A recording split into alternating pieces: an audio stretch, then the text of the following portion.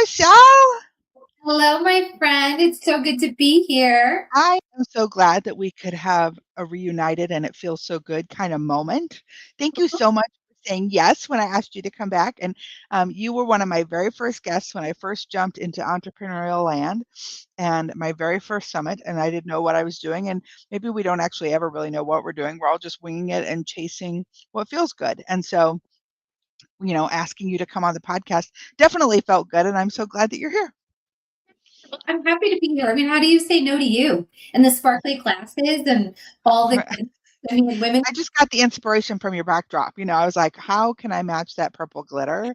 And I know that for those of you who are watching, like now her lighting, but when we first got on, when we were in like before it got started, I was pretty much in with an angel. It was amazing.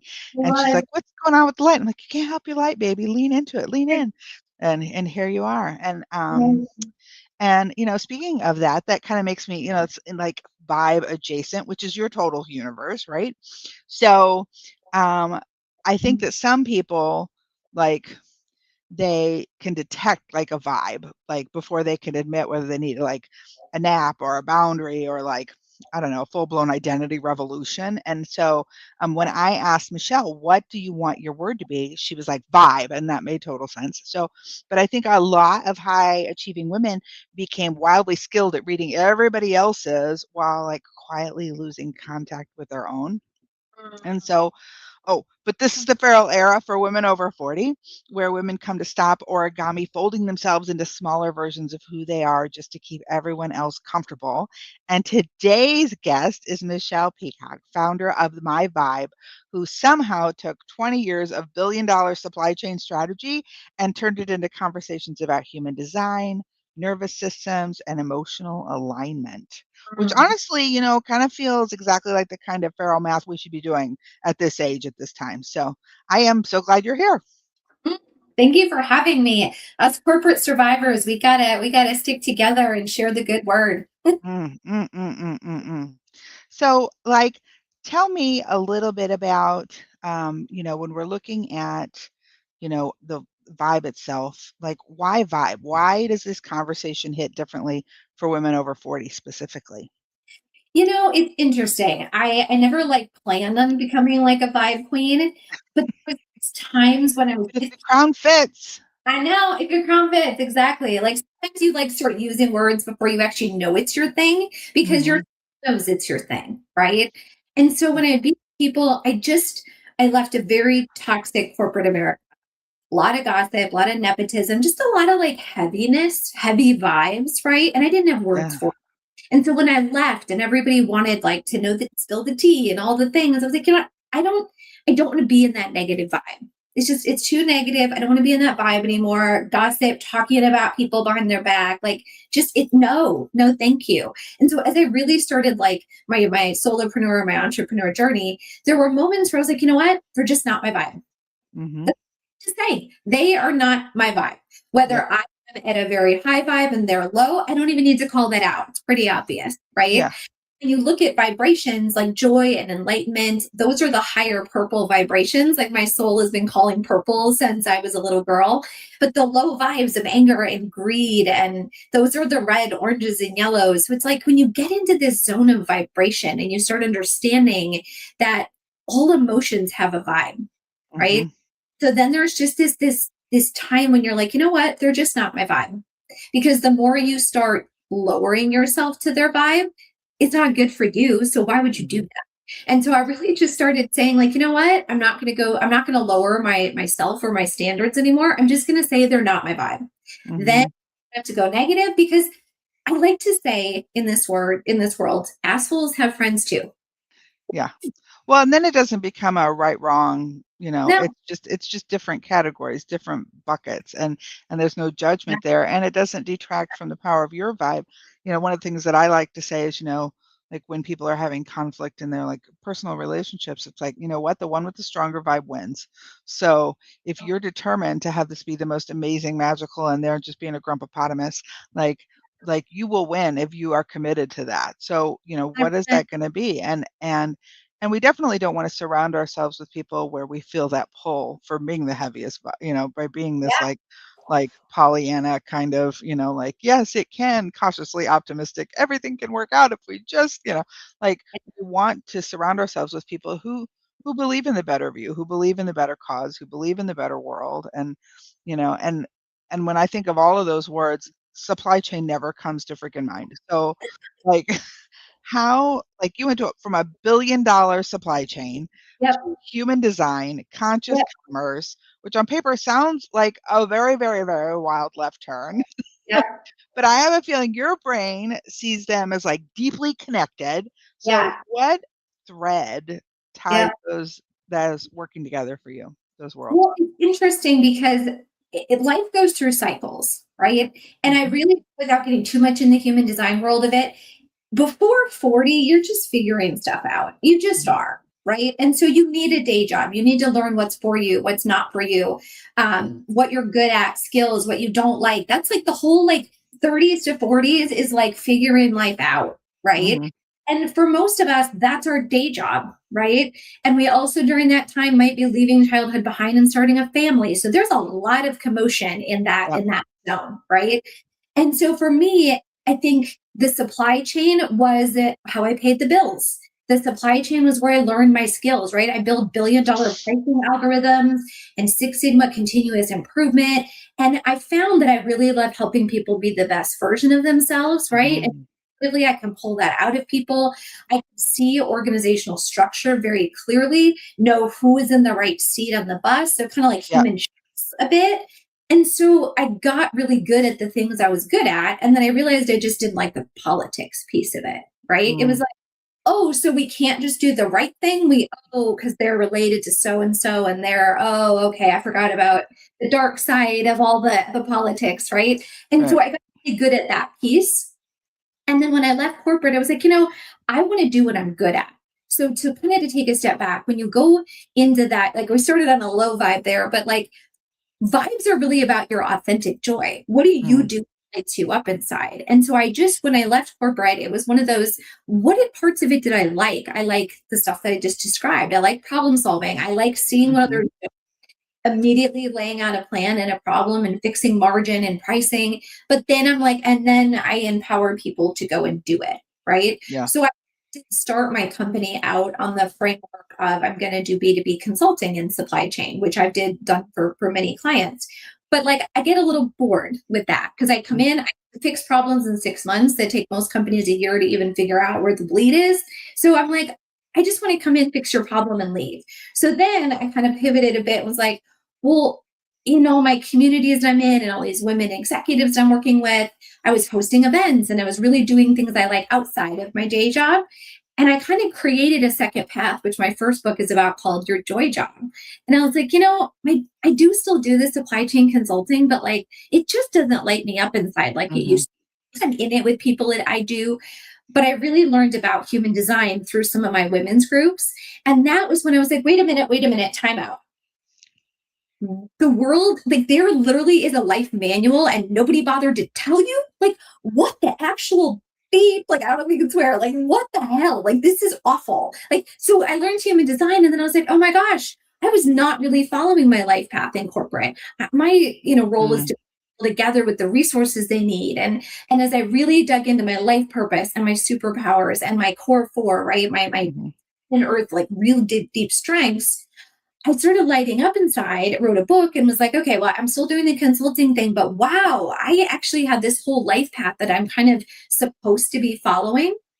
And the Mhm. reason that that's important is as you're following your joy and you're figuring out what that looks like, nothing you did in your day job was a waste. It's just now Correct. you repurpose it. Oh, I got it. How do you Yeah.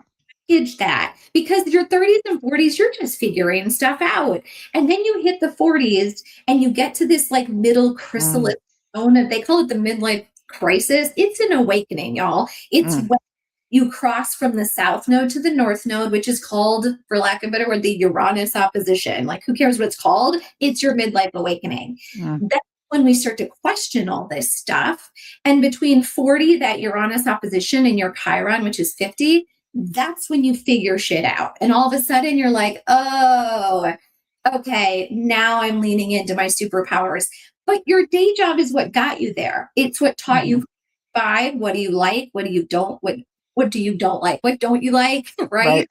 So it's all It's at that upper quadrant of the Eisenhower matrix, the stuff that you like and the stuff you're good at. And, and I think sometimes people feel kind of muted or dead or, invisible in their lives.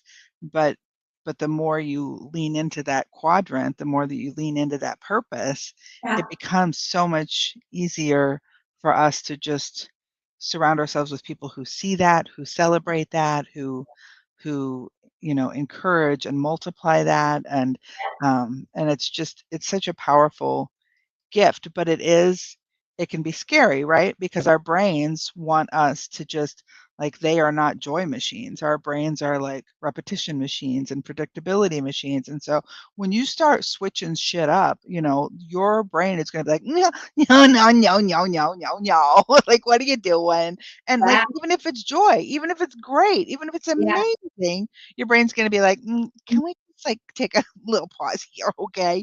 And, yeah, and knowing that we can have those conversations with our brain and be like, you know what, I got this, and I know that feels strange, but let me help you gather some safe evidence so that you can see that I'm not putting us in danger and I'm not running into the lion den with a big old T-bone steak around my neck.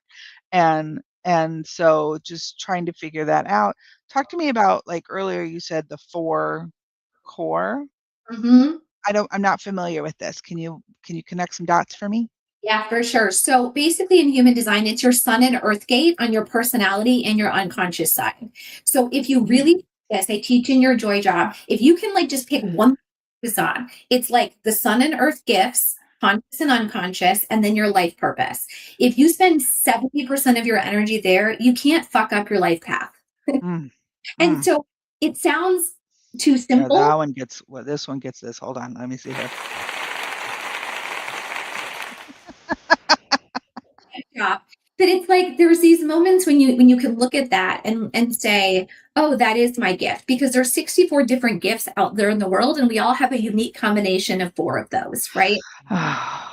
That's why we're all so uniquely built to do whatever the hell we're on this earth to do. And we all do it in a different vibe. So when I teach the human design piece, I'm like, yeah, yeah, these are your gifts. But then there's all these like layers to it. That's your vibe. It makes you different. It's your type, it's your aura, it's your layers, it's all the beauty. And I think that's what lit me up inside about human design is the Mm, complexity was so simple because the complexity is really about every single person when you combine all of these different traits is the most unique version that is uniquely qualified to do their life purpose. mhm, Like, man, I wish somebody told me that earlier. mhm. But to that degree, like somebody told me that earlier, to your point, like anything that we did earlier was not a waste. Like it is all compounding for the greater good. 100%. And my degree is in teaching, and yet I haven't been in the classroom, in any year that starts with a two. And and yet like I see it as such a core foundation to how I show up, how I'm curious, how I connect with people. And like the work that you do, it's one of the things that I admire most about you, because you were one of the first people that I connected with when I jumped, away from the freedom of being an employee and not Yep. quite being sure what this whole thing was going to look like and if it was actually going to work. And Yep. but the way that you pursue contribution and you pursue connection over everything else and just have this like amazing, loving, bright light of like everything will work out. And then you just attract that and you model that for all these people who are still kind of maybe letting fear guide their ships, drive their buses. And I'm just, this isn't one of the questions that I sent you ahead of time, but I'm curious about how all of that, like your ability to do that, I'm assuming ties into these four and your human design and all of that. Like, and Yeah. I admit, like you and I have had numerous conversations about human design, and I'm still like, I don't quite get it. So for those people who have never, like, they just don't get it, like, how would you summarize what human design even is beyond Yeah. what you were saying about how the 64 gifts and stuff? Totally. So, human design is the science of differentiation. It is the deepest level of self awareness, and it's based on your birth date. So you can't fake it. There's no quiz to take. There's no assessment to pretend you know how you're feeling that day. And it's interesting because as Mm. I have done all the assessments in corporate, I've done all the big ones and used them with my teams. When I Yeah. learned design, I was like, this is the side of me on the personality and my gifts. But there's this unconscious level that's baked in of how others see you and where you're triggered and the shadows, and nothing else out there could do that. And I love that Hmm. you say that people don't quite get some of this, because I actually, one of my gifts, I have the Einstein gene. I can take very complex things and make them simple. And so I was working with students on human design, and I was doing the things and like, you're a manifestor, you're a this. And they just kind of like, I saw the connections weren't quite there. The synapses, it was just wasn't, they Yeah. weren't getting it. And I finally just released and I said, you know what, Sarah, you're a Doberman pinscher. How does that resonate? And she was like, oh my God, I totally am. And then we started talking about it. And so what I did is over the last few months, I actually took my $1 billion algorithm of how I built human design to teach you Hmm. through it, and I retranscribed everything in my algorithm to map it to dog traits. Mm. And it was so beautifully mapped out because, again, building algorithms is my background for 20 years. So that's what I did with human Right. design. And so I built what's called, it launched just this week, and it's called My Dog Vibes. And you can download your chart free on my website. And it literally is, what pack are you in? What dog are you? Right? If you're a golden retriever, a pit bull, or, bulldog, or these like Pharaoh type of dogs, or Carolina Hmm.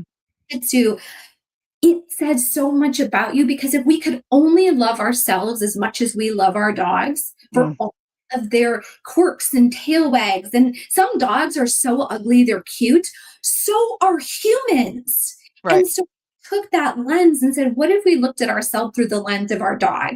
And I didn't make it up. I mapped all Yeah. of the traits exactly Yeah. to the, so that when you download it, it's now making sense for people, because they're like, oh yeah, I mean, yes, I'm a 5'1" projector, but like I'm a poodle.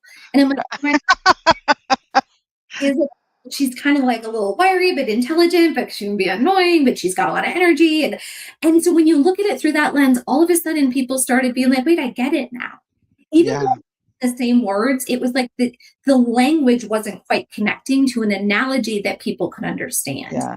Because there's Well, and I just think that's so fun because like even anybody watching right now sees like my little thing going across like for my free quiz. Like I did the exact same thing. Like I felt like we love our dogs so much, but it's easier for us to kind of understand how we're working. Like I'm a pit bull, and so it's basically just like I'm super loyal. I like, being in pajamas, like and it can come across as fierce, but really I'm just like a crusty marshmallow on the inside. So it'd be interesting to take yours and see yeah, like what breed it says. I'll have to go and do that yeah. next. So Like that's the thing. It's like it's just connecting it to analogies that make sense, yeah. right? And so Mhm. you can absolutely have, you can be a poodle with a bulldog nervous system. Yes. Yes. But there's a layer of there of like, that's why humans are complex, right? Mhm. It's complex. But when you start layering in the human, I'm a this with a that and a that, all of a sudden it's like, oh, this is why we're all so unique and Yeah. beautifully designed to fill our life purpose. So Yeah. our job is our skills, and yes, it pays the bills. Our joy job is the stuff that we start to really Yeah. tap into. And then all of a sudden I'm like, guys, just by the way, like abundance is out there. And if your life purpose is something that you're supposed to do, why don't you just try to make money doing it? We often just take the things that we love and give them away for free. And my challenge in your joy job was like, or why don't you say, oh, actually, that's what I'm supposed to be doing in this life, and I need money to continue the path. Mhm. Otherwise, I'm going to be trapped in the day job world of skills and bills and insurance and all that jazz. And it's just too low of a vibe for most of what our souls are calling. I do Yeah. think some people's day job is their life purpose. Good for them, right? But the rest of us in kind of that middle land are like, there's got to be something more. And I think Mm. that we have it all. I don't think everybody's meant to be a solo or an entrepreneur, truly. And that's why it's like, tap into this in a way that feels safe, in a way that you Mhm. start slowly making money. If I said to somebody, you could make an extra $20,000 a year on your joy job, right? They'd be like, well, wait a minute, how? I'm like, well, just as you start building and figuring out and finding your people, you'll figure that out, right? Mhm. And that's And when you say how did I go from supply chain to human design, I was like, honestly, it was not intentional. It was me just trusting that the right next step was the right next step, Yeah. right? And truly, you said I kind of have that Pollyanna vibe, and it is in my chart. But I bring people together with the resources they need. That is literally my sun and earth. My 37, my 40 is about community and like bringing people together. And so I think that human design is one of the resources everybody needs. It's the manual of your life. Like somebody just forgot to give you the decoder ring, right? Yeah.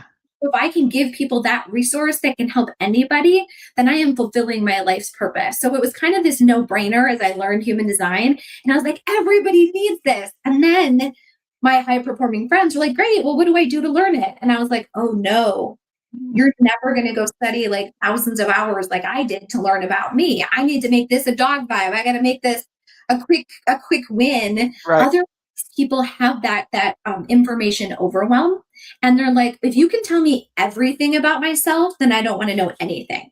Versus, oh, you can tell me about this, or you can tell me about that, or Mhm. dog vibes is just such a very basic level, Yeah. right? Because it's just that like connection. I love how we both thought of that and like came out like this first does that because it's so beautiful.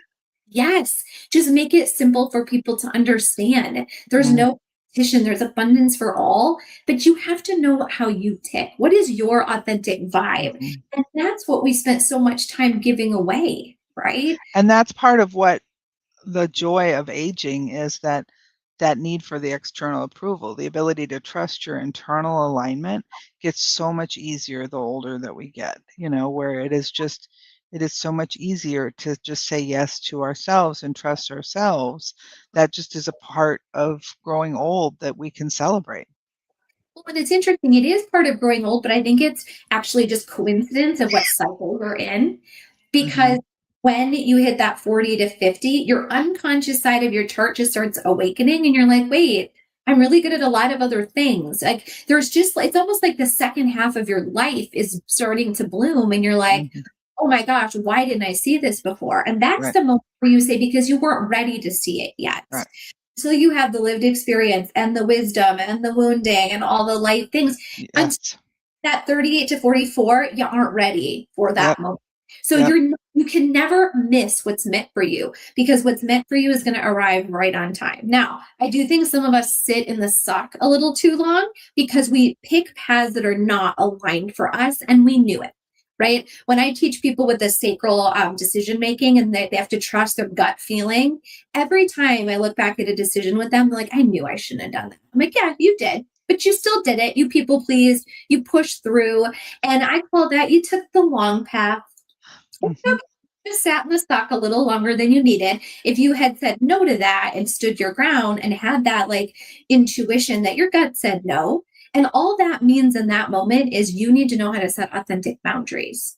mm, And that's the thing that corporate doesn't let you do very, very well. mm. Truly, it's not safe to set boundaries in corporate.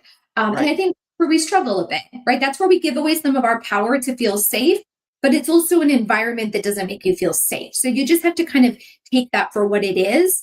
And that's why I'm like, don't let that create your life. Build that joy job Mhm. so that you know this isn't healthy, but you still have to pay bills, and then go over here where you can really start to tap into your authentic joy, and that maybe will help you set boundaries, or maybe it just makes you care a little bit less about the stuff you don't like. You're like, yeah, whatever, I'm just doing that to pay the bills. Yeah. That's my friend's job, like whatever. And I think we just need to normalize that a little bit more in a world where a robot could replace you or AI is threatening jobs. I mean, there's just these levels of self-empowerment of if we can take back our power, we don't have to care as much that our whole identity was in our day job. And Mm, that was really how I got from supply chain to what I do now is like, I actually think it's both. I think we just need to normalize that my corporate job wasn't all of who I was. mm.